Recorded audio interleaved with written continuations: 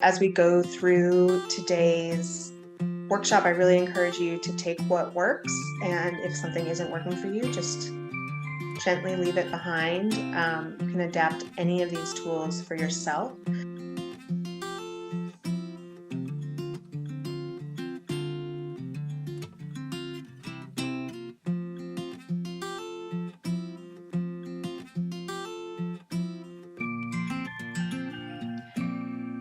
Hello, and welcome to the American Theater Wing's Network for Emerging Leaders in the Theater for tonight's special workshop, How to Reach Your 2021 Goals. I'm Kayla Williamson, the digital assistant here at the Wing, and we are so glad you're able to join us for this uplifting and interactive workshop, whether you're watching live or later on demand. And now I'll pass it off to my colleague, Melissa Cabrero. Hi, everyone. Again, just to reiterate what Kayla said, my name is Melissa Cabrero. I'm a program associate here at the Wing. So the Network for Emerging Leaders in the Theater is just one of the American Theater Wing's programs, which connects emerging professionals with the information, insight, resources, and vital connections they need to advance their careers in the theater industry. The Wing is a nonprofit organization providing lifeline support to artists and theater makers, such as unrestricted grants, which help pay their rent, college tuition for students pursuing a career in the theater, and access to free resources like this workshop for students and theater professionals worldwide. We need your help now more than ever to make this support possible. If you're in a position to make a contribution, please visit americantheaterwing.org and click on the donate button. If you're not in the position to donate, we understand these are difficult times. When we release this network recording on YouTube and Facebook, we would so appreciate it if you could share the video, comment, and invite others to our next meeting to help spread the word about the importance of the work we do to support the theater industry. And so, without further ado, it's my absolute pleasure to introduce our workshop leader for tonight, theater artist and educator, Lauren Jost. Lauren is the artistic director of Spellbound Theater, New York's award-winning theater exclusively for the young, for the very young. And she can occasionally be found performing as a storyteller and puppeteer, but spends most of her time directing and producing Spellbound's public school and national touring theater productions for children's ages 0 to 5. Additionally, Lauren works as a master teaching artist in schools, libraries, community centers around New York with organizations such as the New Victory Theater, Lifetime Arts, and New York University.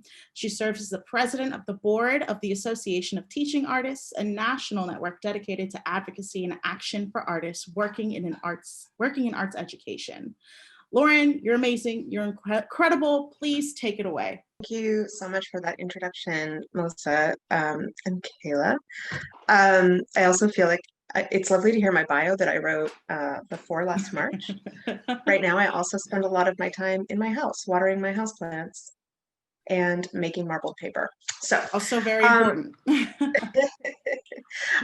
you all so much for being here today. I'm really excited to be doing this workshop. This is a workshop that I've done with the Wing for many years, and this is our first opportunity to do it digitally, which I'm really excited about because it opens it up to so many more people that wouldn't be able to take it if it was in person on a weekday. So thank you so much to Kayla, Melissa, Heather, everybody at the Wing for making this possible. Today, we are going to be exploring pathways for passion, how to take our artistry and make concrete, achievable goals with them. I'm going to begin today by acknowledging the land that we are on. I live in Oregon on the unceded and stolen land of the Cowlitz and Clackamas people. I grew up on the shores of the Columbia River, a river that's been tended by the Palouse and Warm Springs and Cowlitz nations for many generations until that land and waterways were taken from them. And those waterways and lands are still being tended by many of those people today, and I honor them, I honor their ancestors and the leaders of those nations tomorrow. Today, I am actually zooming from the land of the Lenape and Canarsie people in East Brooklyn, and want to take a moment to acknowledge them as well. Land acknowledgements give us an opportunity to recognize where it is that we're standing, to recognize that our land and our waters have been tended by people for many, many generations. Many hands have passed over them and taken care of them. And all of us have a responsibility to steward that land today as we look to our Indigenous neighbors and community members to show us how best to do that. So thank you for joining me. This map that you're seeing is from nativelands.ca. This is a really great resource that I use all the time. You can go to it and type in a zip code or a name of a town, and it will show you which tribes and nations have their ancestral homes in that land and give you information about those people. So I encourage you to visit nativelands.ca to be able to do that. It's really fun for road trips. You can drive around your state or the United States and learn a lot about our Indigenous forebears. So today's goals are that we are going to be looking at planning and setting goals. This is not only the first time doing this workshop online, it's also my first time doing this workshop in a pandemic where we can't make theater. So I'm really excited to dig into what in our planning practices are universal and can serve us even in this time when a lot of our ambitions are being postponed. And we'll be talking about some of the challenges that we face now, but also in general. And I've been really focused in my own work this year on thinking of this time as a time of percolation, a time to let the fields lay fallow and to gather nutrients so that when it is time to plant seeds again, that we can all have lots of vitamins and minerals in our soil to be able to grow and be fruitful. So looking reflectively at our own planning process and what some of the plans are that we have for the future is a great way to kind of tend to our soil so that we are ready when it is time to get back to work. As well as many of us who are working very hard right now, keeping our theater institutions and other art institutions going, keeping our families going. So thank you for joining me in this process today. We're going to be using some paper and writing utensils if you have just a sheet of paper, something to write with. And we do have some PDF worksheets that we'll be handing out in the chat throughout the workshop. Those you can either open and type into on your computer if you like to. You can also print them out, or you can just use them as a guide and do the writing on your own paper. It's up to you. And I'm also asking everyone to bring an open mind and some authenticity today. Thank you. What you're going to need to do is point your camera on your phone at this QR code, and or you can go to slido.com and type in the code 69897, and that is going to bring up the interface for our first question, which is describe your planning style in one word. So I'm going to do this along with you. I've got my phone. I'm going to point my camera right there at the QR code. You don't even have, it'll bring up right there on your bar, the top thing. There you go. Great. See some people are starting to put that in. Love watching these pop up. Aggressive planning. I love it. Ambitious. Absolutely. Sticky notes. Can never have enough of them. Eclectic. Freestyle. Organized/chaos. Proactive. Checklists, groupthink. Yes, I love collaborative planning. Great.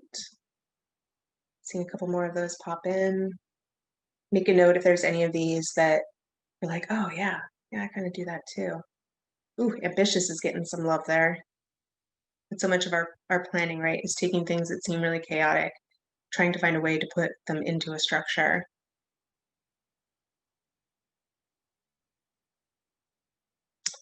Great, thank you so much for sharing these. So I look through these words, I'm reminded that there's not really one style of planning that's going to work for everybody. And as we go through today's workshop, I really encourage you to take what works. And if something isn't working for you, just gently leave it behind. You can adapt any of these tools for yourself. These are things that I found that work for me and tend to work with other folks as well. But if you find that they are not the right tool for you, sometimes doing something that doesn't work makes us realize what it is that we do need. So keep that in mind, that this is all about finding what works best for you. Great. Thank you for sharing these. So our next question, and we're going to share, what is one thing that gets in the way of reaching your goals? Overthinking, procrastination, not enough time, impatience, life challenges. Oh, fear of success. Boy, that's one. My mom. Oh, man. Pandemics definitely help us slow down our planning process. Time with family, not keep competing things, those what ifs. In the same way that we often don't have all exactly the same planning style, we also don't have the same obstacles that we face. So one of the things that we're going to do in a little while in our groups is kind of talk through our planning process and share a little bit about what are some of the things that slow you down, maybe getting some ideas from other folks about how you can overcome those obstacles.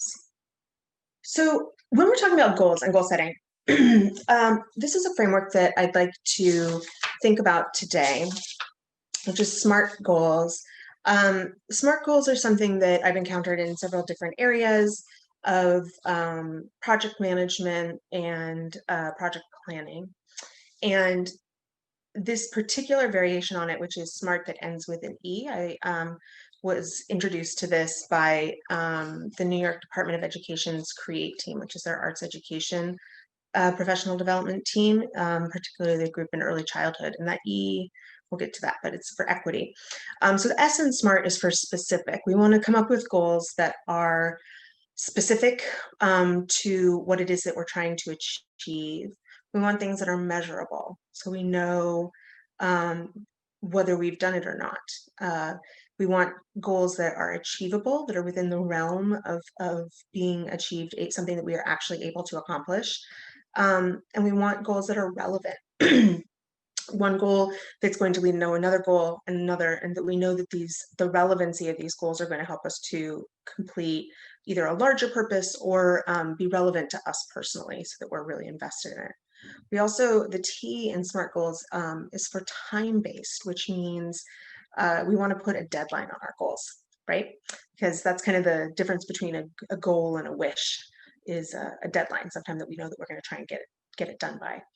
And the E, of course, is for equity lens, of recognizing in our goals, where do we hold privilege, where we may be facing particular equity obstacles, and just being aware of those, of that lens as we're looking at our goals. So for example, here's a goal. I want to travel the world. It's a great goal. But it's achievable, it's relevant, but it's not really specific or measurable or time-based. So I might edit that to say, I will visit 2 continents in the next 5 years. So that's both specific, measurable, and time-based. And I want to learn about the culture of the indigenous people in the places I visit. So I'm going to be using my equity lens to look at my own position and privilege as an American, as a white American, as an English-speaking person while I travel, and be really thinking about who the land has belonged to in the places that I'm going. So that's kind of an example of what a SMART goal might look like. So we're going to keep coming back to this, but I just wanted to kind of frame this at first of just thinking about our goals in terms of these aspects of, is it measurable, is it specific? Those are how we're going to go back and look at it later and be like, did we achieve that? Do we get to check this off of our list? Or does it just stay in the list forever? We don't want things that stay on our list forever. We want things that we can achieve. Here's our first activity. I'd like you on your piece of paper to draw out an outline of a body. It can be as detailed or non-detailed as you like. This is something you don't need to share with anybody else. It's just for you. But I do want you to give yourself plenty of space to write inside of, I'm taking up my whole paper here, you can kind of see, super fancy. And yeah, so I'm gonna have space to write on the inside and the outside of this. So take a moment to draw that outline. And we're gonna do some brainstorming. On the inside of your figure, you're going to start to write down what are skills and internal attributes that you currently possess. And on the outside, we're going to think about resources that you have in your community and network. So on the inside, these are things that I came up with for me. I have an imagination. I'm good with crafts. I'm empathetic. I like seeing the big picture. I have the eye of Sauron, which is like the all-seeing eye of power that like will focus in on something and then not see anything else. Like won't even see any like little hobbits climbing around because it's like so focused on something else. I'm good at collaborating with people. I'm good at building systems. On the outside resources that I have friendship with specific colleagues, relationships to stakeholders who can help me with access to space and other things I need to produce work, connection with artists from lots of different disciplines. I have international artists that I am in contact with as role models. And I also have a partner with stable income and insurance, which is a really important resource to have for my current work situation. So take a moment. I'm going to give you guys just a couple minutes to start jotting down what are your internal skills and attributes, and what are the resources that you have in your community and network. We'll take just a minute to do that.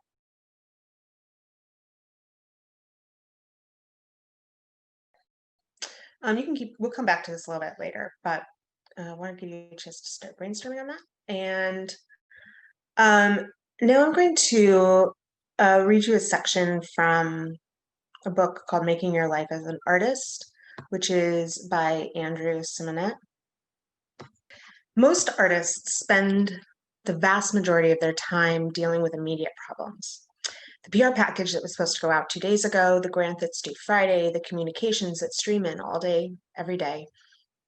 And planning lets us spend a small amount of time on big, long-term things that are most important to us. And that means that those big things will actually happen.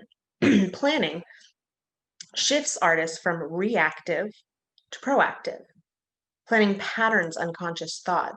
The vast majority of brain activity is not conscious thought. Left alone, these unconscious thoughts are scattered or negative. What happened to that project I did 4 years ago? Why hasn't that curator called me back? I suck, I suck, I suck. And perhaps planning helps you align these thoughts with something meaningful. I can get my own studio, building partnerships for my next big project. Planning is the opposite of hoping. I hope I make more money next year. Just vague and passive. I have a plan to increase my income by $5,000. Specific and active. How to make your plan. Go somewhere by yourself, no phones, no computers, and write responses to the following. What do you want personally, professionally, and artistically in the next 2 years? And you have to write about all three. Personally means everything in your life that does not have to do with working or making art. Professionally means how your career unfolds, how your work is delivered to the world. And artistically means your art practice and the skills and collaborations that make it possible. Don't censor and don't pre-shrink the goals to make them easier to accomplish. Eliminate any shoulds. So rather than I should get an MFA, say I want to get an MFA, if that's fine, if that's true for you. And then take this list and leave it alone for a week. After a week, get out the list. You can add new goals, cross off any that don't feel important anymore, and then shift through it for what feels most important. Choose your top 3 goals. So that means 3 goals total. And you don't have to choose one from each category. Choose 3 that will have the most positive impact on your world. This part is hard. Most artists aren't good at prioritizing. We like to work on 27 different things at once. But I've seen over and over again, artists who do a small number of things fully and excellently go further. A list is the opposite of a plan. Many artists have long scrolling lists of all the things that they want to or should do, everything under the sun, a huge catalog of to-dos that will never be emptied. 95% of your plan is the things that you are choosing not to do, things you won't devote attention to. Because when you prioritize, you massively concentrate your focus and energy on a few things that will make the most difference. Break your 3 priorities down into doable steps. The smaller, the better. Keep the steps on a piece of paper or on your computer and move a couple of them onto your to-do list each week. That's it. Simple practice can be the difference between chaos and balance. Breaking it down into steps is the other part artists struggle with. An artist will have a goal like, I want to present my work in New York. So you break it down into steps. Step 1, get a gig in New York. But that's not a step, that's a goal. A step is a tiny action you can put into your to-do list today and accomplish. And one way to tell if a step is small enough, you look at it and you have an urge to get it done. If a step makes you want to procrastinate, it's too big. So, what is a first small step for the goal I want to present my work in New York? You could contact presenters who might be interested. So how do you do that? Who are presenters? So you make a list of potential presenters. It's still too big. I can't make a list if I don't have information. Talk to artists I know who have been presented in New York. Still vague. Who are these artists? Talk with Nancy, Charles, and Mikhail about showing in New York. Almost. How can I do this today? Email Nancy to make a time to talk. A few more things about planning. Focusing on personal goals can be hard. Many of us sacrifice our personal lives for our work, but be a little bit selfish. What would make you feel balanced? Many artists struggle to distinguish artistic goals from professional goals. Artistic goals are about what you want for the work itself, your process, your studio, collaborators, research, travel, new skills. What will deepen and strengthen your art making? Professional goals focus on how the work gets out into the world, funding, getting the work shown or produced, building administrative structures. Make sure you write down some purely artistic goals. Artists' lives are often external and qualitative. An internal goal is something I can do myself. I want to spend 9 hours per week in the studio. It might be challenging, but nobody can stop me from doing it. An external goal is one that requires the support or consent of others. I want to show my work at the blank festival. I can do a lot to make this happen, but in the end, somebody other than me has the final say. If possible, make at least one of your goals internal and make your external goals as broad as possible. I want to show at one of these 4 festivals, blank, blank, blank, or blank. A qualitative goal has no numbers in it. I want to perform more often, but how much more often? Make it quantitative. I want to perform 8 times per year. That clear focus lets you know when you've accomplished it, so you can take yourself out for a fancy drink and say, I'm awesome. Time off is a hope. 3 weeks off is a goal. Battered by the challenges artists face, we often make our dreams smaller to avoid failing at them. But here's the good news. A big dream is easier to achieve than a small dream. A big goal catalyzes our energy and excites those around us. Until one is committed, there is hesitancy, chance to draw back, always ineffectiveness. Concerning all acts of initiative and creation, there's one elementary truth, the ignorance of which kills countless ideas and splendid plans. The moment that one definitely commits oneself, then providence moves too. All sorts of things occur to help one that would never otherwise have occurred. Whatever you can do or dream you can, begin it. Boldness has genius, power, and magic in it. More good news. All you have to do is keep the ball moving. That's what small steps do. You don't have to make it all happen today, this week, or even this year. Small, regular steps towards your big goal will get you there. No all-nighters needed. When Amy, David, and I started Headlong Dance Theater, we used to take little getaways every year. We would head to a cabin in the woods, talk about the past year, think about what we wanted to do next. We started writing down what we wanted on a piece of paper. And the next year, we got out that paper and discovered that everything that we had wrote down happened. And we thought, this is a magic piece of paper. So we tested it, writing down unrealistic goals that we thought would never happen. And then those things happened too. We had stumbled on strategic planning. And as my mentor and all-around genius, Colleen Keegan, says, you can get anywhere that you can see. Once you see it and name it as a goal, you can get there. Make the dream bigger and the steps to get there smaller. Reluctant to plan? Most of us are. Here's a preemptive list of reasons artists have given for not wanting to plan. I don't want to fail. Plans are too limiting. If I sit down and I think about what I really want, it's going to wreck my relationship or job or collaboration. It's mine, by the way. It's easier to respond than to choose. Thinking about the future fills me with dread. Too cool to plan, too busy to plan. Get over yourself and get to work. Great. So we're going to take a moment to just respond to this reading. This is an excerpt from a short book called Making Your Life as an Artist. And it's a book that you could read probably sitting down in an hour or two. It's short and it's just chock full of inspiration. So we're going to be sending you a PDF of that book. And I encourage you to read it all. But take a moment, use your QR code there with your camera to take a picture, and we're going to add in what is something that stands out to you from the reading. If you want to procrastinate a step, it isn't small enough. I think about that all the time. Anytime I have something on my list that I want to procrastinate, I mentally note, I'm like, I need to break that down a little bit. It's too big. Envisioning means nothing without action. If you name it, you can do it. Dreams take time, but are worth it. Big dreams are easier to achieve. Small, specific steps. No step is too small to take. I think that's especially true right now when we can't take a lot of the big steps that we want to. What are the small steps that we can do to just inch a tiny bit closer? Boldness has genius, power, and magic in it. No all-nighters needed. Small steps that you can do every day. Great. What do you dare to dream? We're going to get into some small groups in just a moment. And I want you to take this opportunity to speak out loud some of the dreams that you have. Chances are pretty good that even if you know some people in the session, that you will not know the people in your breakout room.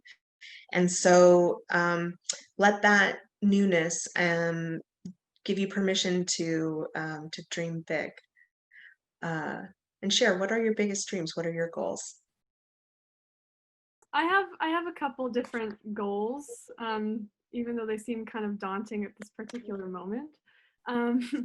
But so number one, I think hopefully, hoping for a vaccine or whatever would be to try to, build up some EMC points somehow, and trying to figure out how to continue to pursue that professional performance track, while simultaneously trying to kind of also do a separate kind of writing career. So those two things happening simultaneously is, I guess, a dream by our new definition of dream versus goal. So that's number one. Number two would be trying to move to New York. And three would be try to build up other just skills for myself. Right now, that is trying to work on the piano more and become better at music theory. So that's me. Lovely. Yeah, dreams. I I dream to be like Jane Fonda, an actress and an activist.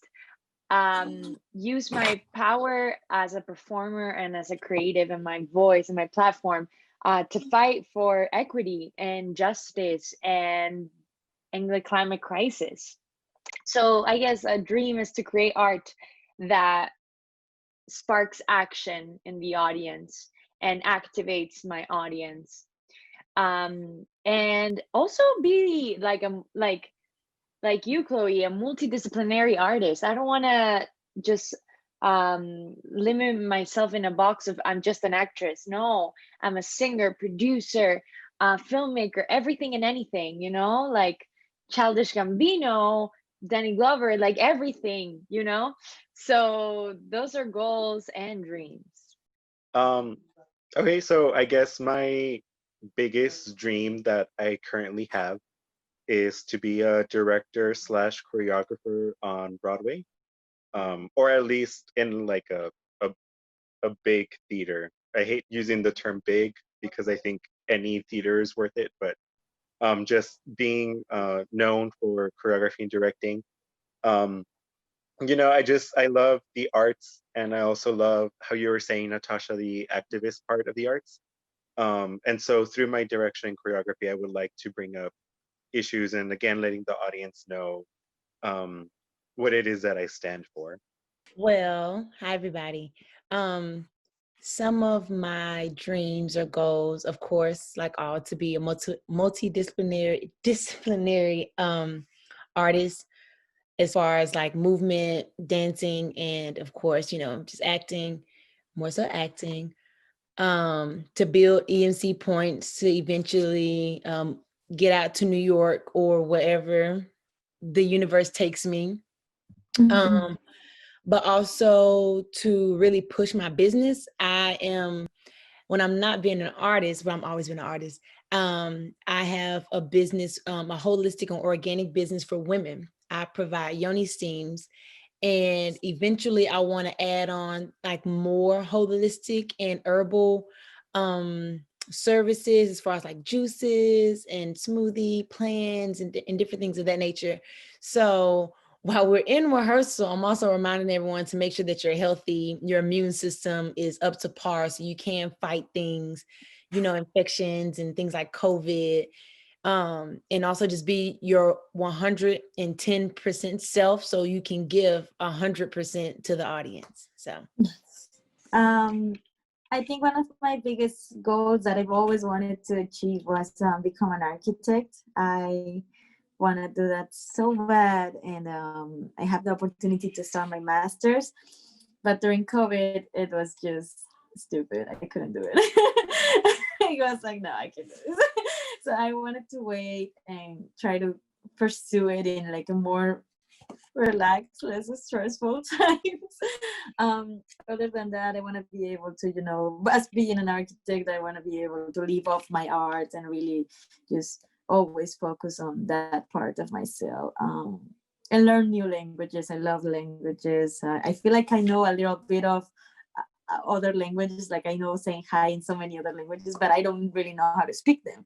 So I would love to really have the opportunity to travel and stay in one place for like a while, just talking and learning the languages that they speak, especially the native languages. Those are really beautiful. But yeah, that's one of my biggest dreams. Yeah, I mean, how relatable. Like, I thought I was the only one that did all this, that all the problems that she was saying, like the procrastination on steps or the excuses. I felt like it was an intervention. Yeah, truly, I was like, whoa. So now I'm like even freaking out. I'm like, okay, when am I gonna read this whole book and do the planning? Like, that's part of my to-do list now, But I'm glad I got to hear all about it right now before New Year's. Oh my God. I totally relate to that. I was like, have they been watching me this whole time? Yes, it felt really relatable. But I love how they break it down. I love how, compassive and tolerable everything, it's getting. I love the personally, professionally, and artistically definitions. I think I've always been searching for those in my head, but I never gave them a word. And this really gave me some kind of milestone to start. Oh, okay, those are the words I was looking for. I was like, thank you. Like, I'm writing them right now. Yeah, something that stood out to me, this is kind of small, but also kind of big, the whole no all-nighters needed thing. That blew my mind, given that's how I entirely got through college. But at the same time, yeah, I mean, literally. But at the same time, like it does help me reflect on how I know that I do have the ability to really fully dedicate myself to a task if need be, but also like giving myself the choice to not necessarily completely wreck my evening or, goal. It really messes up with you. Yeah, it screws with you. So really, like, maybe being more intentional with that, and pairing it with the planning is so far something that is I do understand that I need to work on. Yeah, to hop in on that, Chloe, I was totally got through college off of all-nighters. I cannot tell you how many times I went into the library, when it was dark out and I didn't come out into the sun. So totally understand and relate to that. But that has been something that I've been working on. So for me, that was kind of confirmation, because as of late, I'm like, okay, if it's not done by 6 o'clock or 7 o'clock, whatever time I say, it's going to get done tomorrow. Because sometimes I feel like we have that mentality, or we live in a society that's like, oh, I'm not working, then I'm not doing enough, or it's like, oh, well, this isn't finished. Well, if this isn't finished, I can't do to this, I can't get to this, and I can't get to that, and I can't get to that, and I can't get to that. And so it's like we're like on a hamster wheel, but it's like sometimes even the hamster has to come out and rest. So yeah, just like I said, with the, like you said, being more intentional about that, for me to continue to be intentional, because even sometimes I find myself working after I said I wasn't going to work anymore, and I'm like, oh, it's totally okay if it did not get completed in the time frame of which I wanted it to. So yeah, that was something that stood out. And the list, something that stood out for me was when it was like, if you want to procrastinate it, then it's too big. Need it, because I cannot tell you, I write weekly lists, like weekly to-do lists, daily to-do lists, monthly to-do lists. I write them all. And sometimes when I'm like, it feels so good when you go through and check off so many things, and some of them can be small, but the ones that I procrastinate, I never paid attention to the fact that they were big. And I'm like, well, actually, I can break that down into smaller things that make me be closer to knocking that off my to-do list. So that's something I'm intentional about, making my to-do list smaller. I think for me, piggybacking on that, is also the problem of when I can think about it in the big picture, it kind of makes sense to me. But once I start to break it down, I start to have trouble figuring out how much time is needed for each step. And so I think that's something that I want to work on for next year. Just because, again, the all-nighters, I hated them, but even now during the pandemic, I'm still doing them, and it's not healthy, it's not good. But it's just learning how to break down and processing the list to make sure that everything's done in a timely manner. Yeah, and like this whole thing of, we live in such a product driven society and world, that we don't really are present with the process. We're just always not present. We're just focusing on the future product and not the present process. And like acting is all about that, performing, it's all about, the present moment. But like, if you don't take care of like the personal aspect of our dreams and goals, we don't meditate, if we don't self-care, like you were saying, like healthy eating, like I'm prioritizing that, over the goal, the to-do list. I'm like, a healthy balanced meal, okay, that is on my to-do list. Yeah. My professor used to say that all the time, that it's not more so about the product, but about the progress. Because he would say the same thing. Sometimes only thing you see is the light at the end of the tunnel, that you're not seeing the little cracks in the tunnel as you get to that light. So it's like really taking time to be in the moment, to center, to make sure that, you are 100% yourself. I started doing that once I became intentional about like not doing all-nighters, because once I found myself going to bed earlier, I could wake up earlier.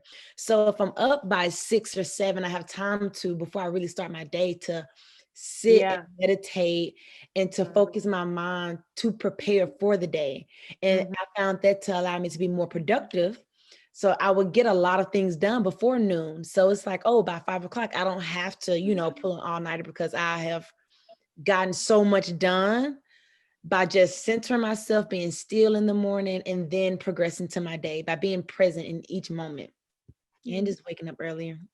Yeah, waking up early is a life changer. And like the way, the type of sleep also, like now with our phones, like that's one thing that I've been trying to do, like no screens an hour before sleep. It's so hard, like I haven't been able to do it. TBH. But that's a goal, you know, because the screens mess up our sleep.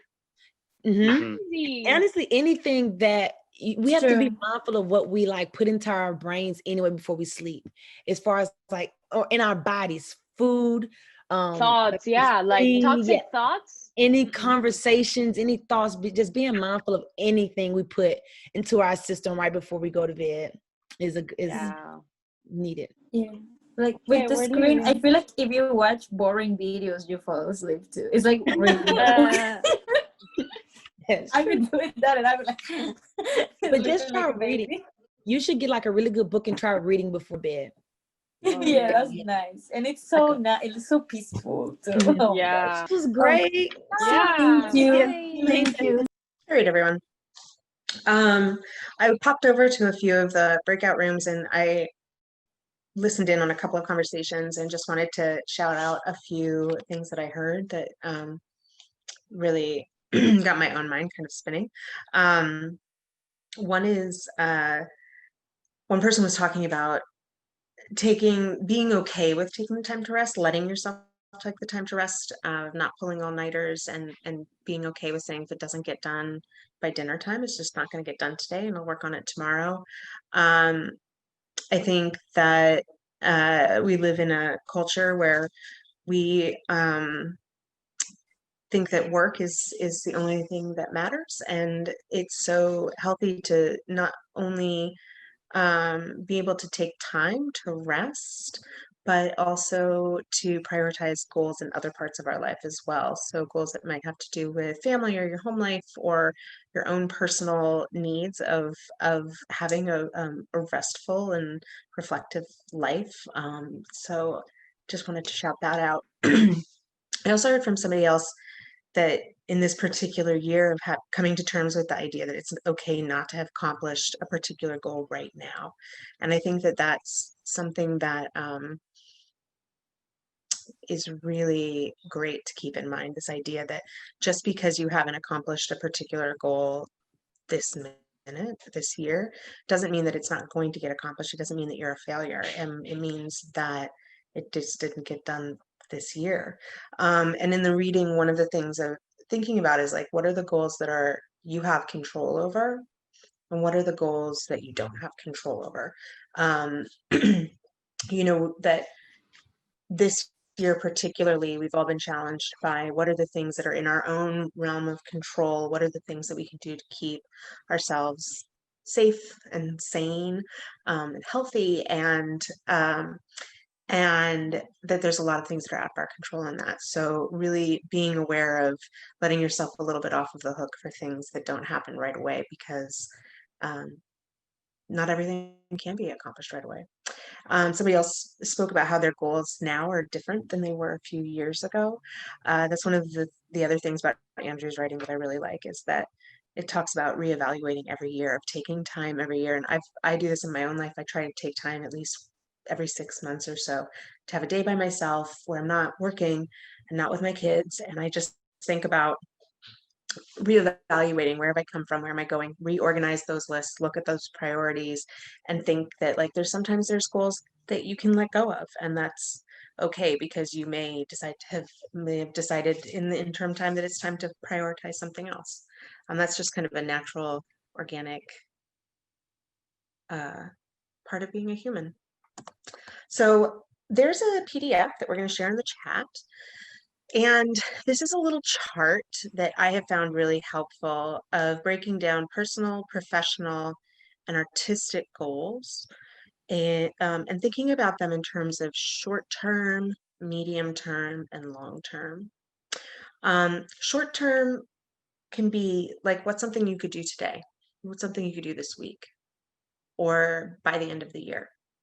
Something that you can take immediate action on and know that you could get done. So personal, it might be like, this year I'm actually sending out Christmas cards, not just texting all of my aunts and uncles. I'm going to send them a card in the mail. That's a short-term personal goal. Some of these, and then long-term might be something that you're doing over a couple of years. In 5 years, I want to have finished grad school, something like that. You can decide for yourself do you want to thread those through? So you could think about like, oh, I'm going to take my professional goal. My short term is going to be a first step of getting to the medium term and then getting to the long term. That could be, so these three could be connected, or they might be three separate professional goals. So we're going to take a few minutes to work on this. I'm going to put on some music because I am personally a person who absolutely loves to work and vision while listening to music. So I'm going to put on a music track for us to listen to, and we're going to take a good like 10 or 15 minutes to really think about what are our short term, medium term, and long term goals. You'll notice on the side, I put the SMARTE just to remind you to be specific, measurable, achievable, relevant, time-based, and equitable when making your goals. Again, use that if it's helpful. Don't use it if it's not. This time is really for you to use on your own. And again, you can print this PDF, you can type into it, or you can just use it as a guide and kind of doodle on your own paper in a way that works for you.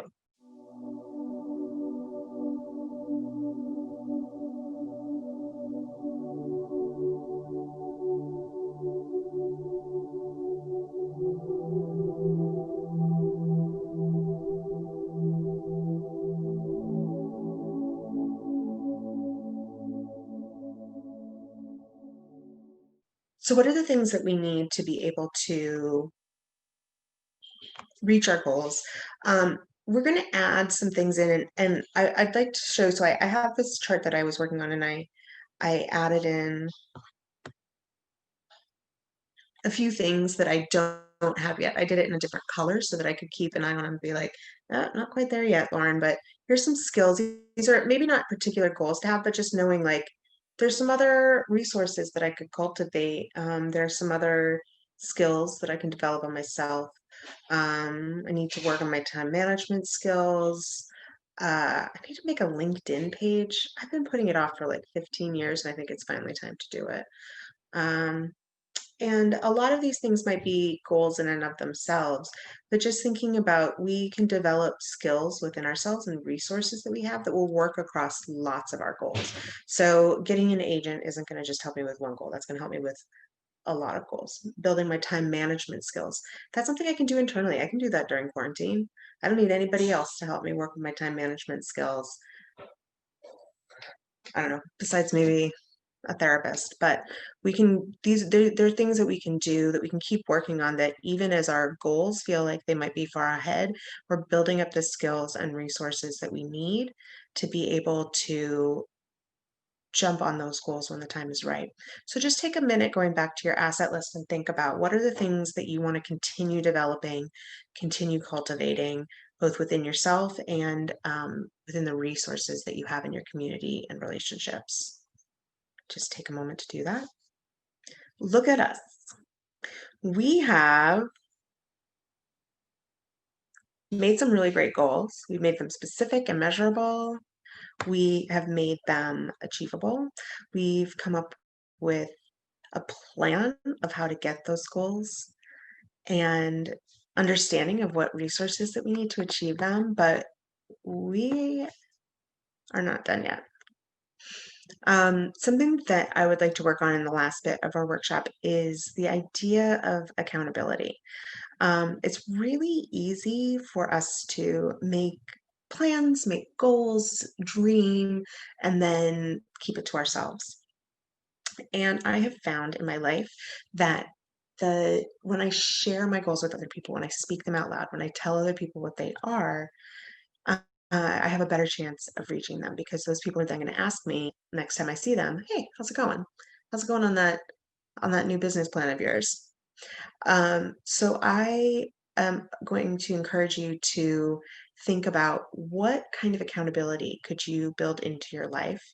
You might have somebody in your life right now that can be a buddy for you, that can help you keep accountable, but we also have our small groups. So even though we have entered this workshop strangers, we are going to leave bonded together in community of people people who have goals together, work together to help one another achieve them. We're going to go into our small groups. It's going to be the same small group you were in earlier. And I want you to share with your group, what are the goals that you have articulated? Of all of them on your list, you can say, these are the 2 or 3 that I really, really feel like I need to work on right now, or these are the ones that I'm going to need the most help on. And in that group, you are going to determine a way of keeping each other accountable. This could be as simple as setting a reminder a month from now to text one another and say, hey, how's it going on that goal that you set? Some people might want to be really ambitious and say, like, no, let's check in like every week. Whether it's one time or over a longer period, I want you to determine how you can support one another. And even though you guys are strangers, you have this one thing in common, and you are going to be there for each other. Helping other people achieve their goals is a really great way to stay motivated on your own. I decided to focus on performing in a professional show because right now that seems like the least possible of all of my goals. Lauren, I don't know if you jumped in time, but I said I decided to focus on performing in a professional show because right now that just does not seem like, possible at all. So for my one step at a time thing, I figured it would make sense to just begin by making a list of professional theaters in my area, and then in other relevant cities that I might move to. So for that, I listed Boston and Chicago, and I feel like making a list of theaters in New York is not that productive. I could potentially work out. So, and then contacting friends who have lived or worked in those cities from, networks I'm a part of. For me, that is, I went to Interlochen Arts Camp. So like friends way back from Interlochen, ACT, Springboard, and then of course my college. And then just like kind of conducting those informational interviews for myself over time. And I think, planning those is going to be very important. And making sure I'm not just like trying to do it all in 1 week, like maybe creating a calendar, scheduling over time, because I think that's something I've been bad about and I need to get better. So that's like a goal within a goal. And then next step for me would be like, Kiara, you're back. Yay. Hi. So next step for me would be really going in and preparing a solid audition book. I feel like I've been working on this for literally like 10 years at this point. I've been making so many lists of, songs that are relevant to me, monologues, but I haven't really pulled it all together. So maybe taking the time this month, giving myself a full month to, delineate different categories, really figure that out, work on maybe memorizing like a new piece a week. I wrote getting in shape. So for that, I put down tap dance for 20 minutes every day because I've been meaning to. And that's something I know I'll enjoy because I've been like trying to go on runs and that's just not working. So that was a helpful idea. And after that, I think I wrote down and then audition and just see what happens with COVID. So I think that's all I can really control for right now. And that same process really, I think, will work for trying to get a real job after my current program that I'm in. So, looking at companies or whatever, if I choose to do that. Sorry to interrupt, Chloe. I'm going to pop to one of the other groups. Thank you guys for letting me listen in. When we come back to the main group, I'm going to ask one person from your group to just share something helpful that you think might be relevant to the rest of the groups. Yeah, like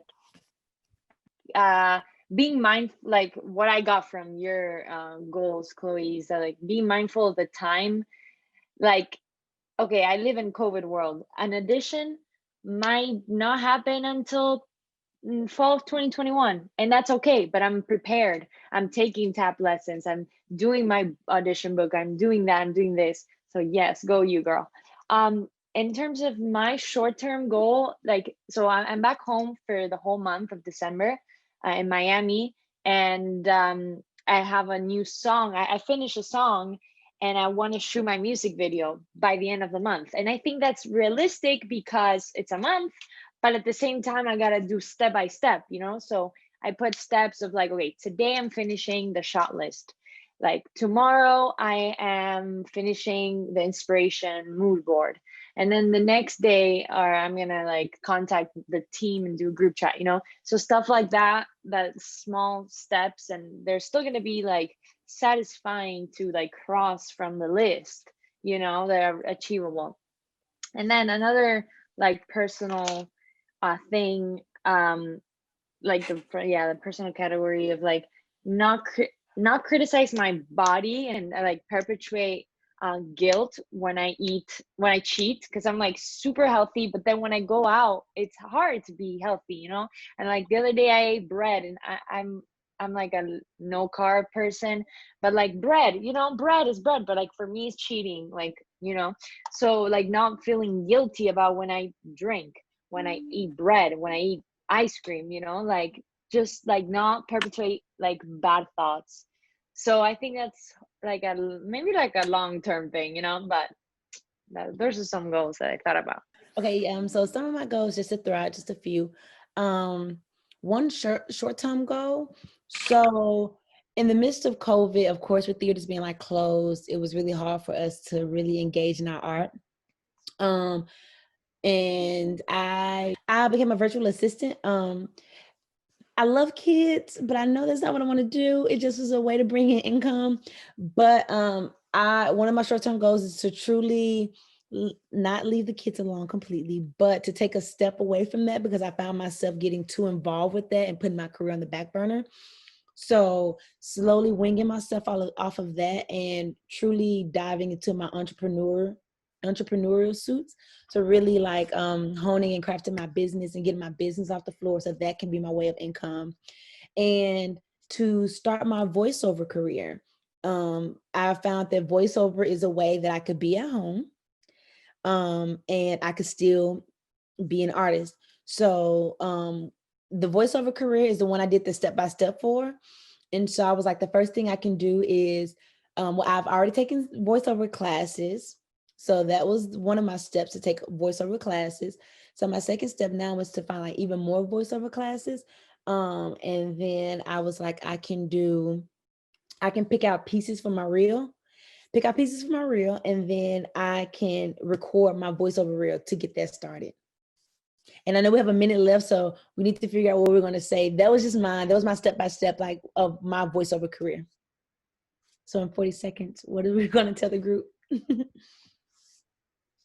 Being that we became more mindful and patient and realistic in terms of how long it takes for a step to be achieved, or like a goal, you know, like differentiate the step and the goal. Like they're not the same, and then the dream is not the same as the goal, you know. So it's like a pyramid, like boom boom boom, you know. I guess And I don't know if you can throw in too, but we can also say the process is just as important as the product. Yes. Oh my god, yeah, let's do it. Is there somebody from group one who would be willing to share out something that you guys found helpful or relevant? Great. So we all had the common thread of prioritizing process over product, and practicing the present moment, mindfulness in the process, and also coming to terms with time and being realistic when it comes to how long a step takes and how long a goal takes, and then how long a dream takes. And it's like a I see it as a pyramid, you know.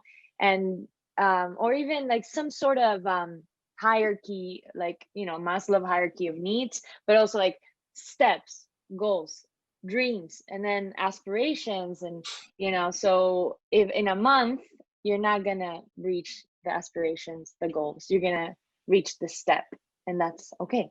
Great, thank you. That's such a good thing to remember, especially this year. Breakout room 3. Is there someone who can share?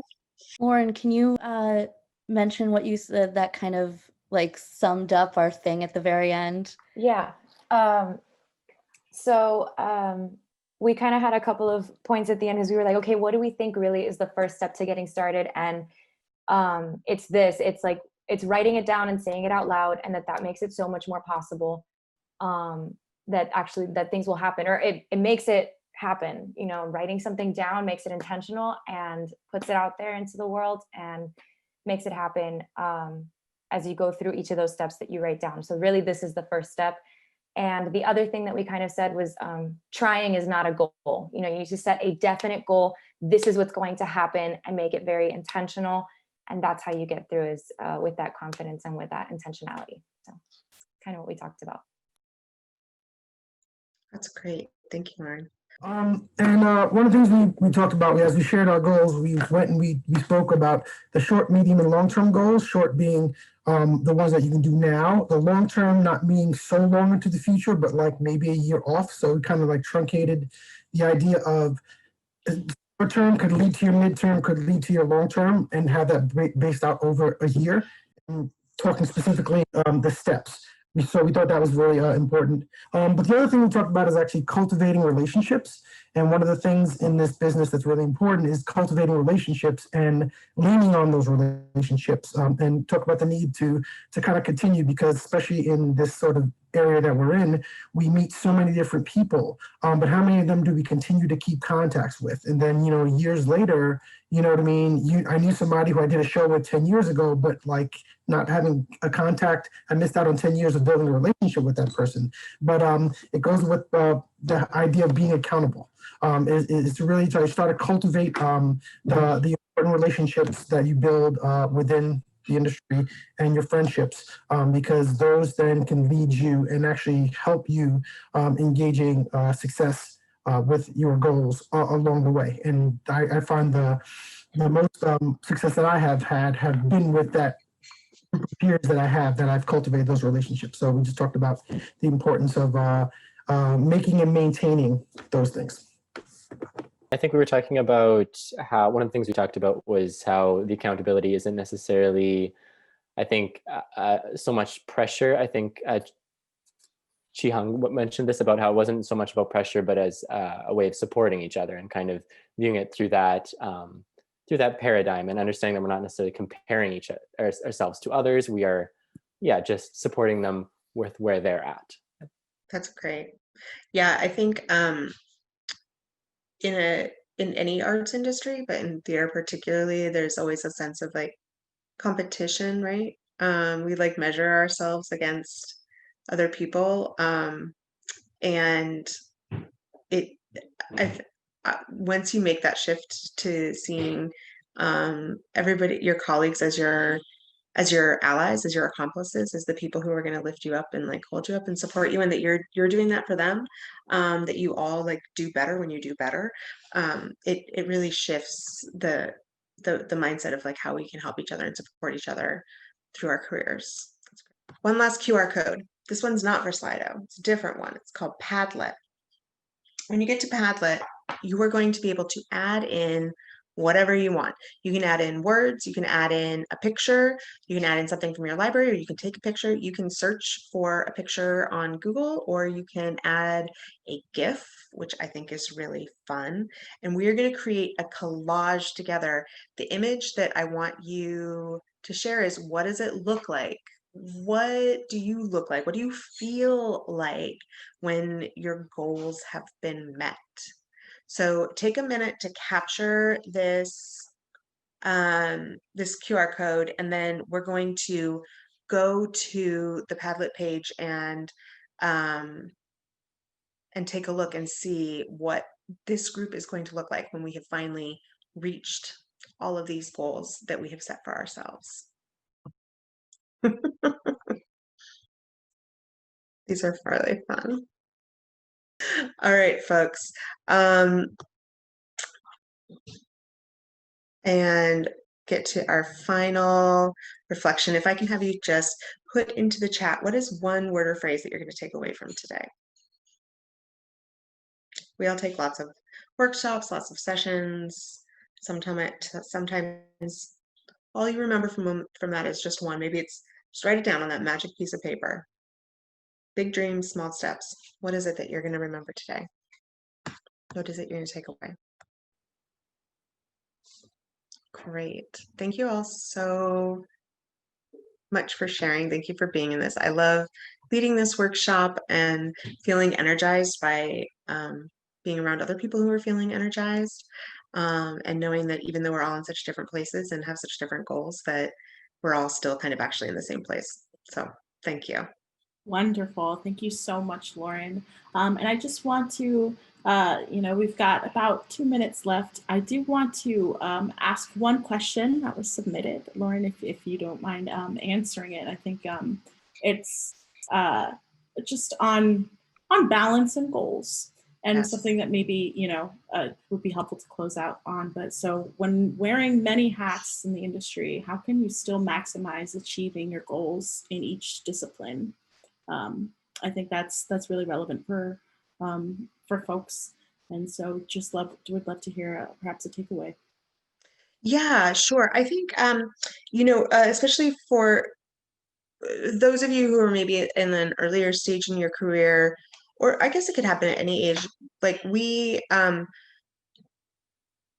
lot of times we don't have just one job, right? Like we are an actor and we're auditioning, and then we're also, part of an improv group, and then we're also a intern at a company, and we're also waiting tables, and like we have a lot of different roles, a lot of different ways of interacting. And I know when I was younger, I was a grant writer for a long time for a small theater company, and felt like I couldn't really be taken seriously at that company as an artist because I was part of the administration and I worked in the office, and like there wasn't like a crossover between the office and what was happening on stage. And so that can be really challenging. I think it's important to not let your own definition of yourself as an artist be determined by how other people see you. And whatever room that you find yourself in, being the best possible at what that is. And I know, like, for myself, I began to realize that, like, I work in children's theater, and that has like a lot of connotations in America of like not being great, like not being the best quality of theater that's being made. And so I really felt like that drove me to just like focus on making the absolute best work that I could, so that anytime that somebody did see me, I knew that I was always putting out the best first impression.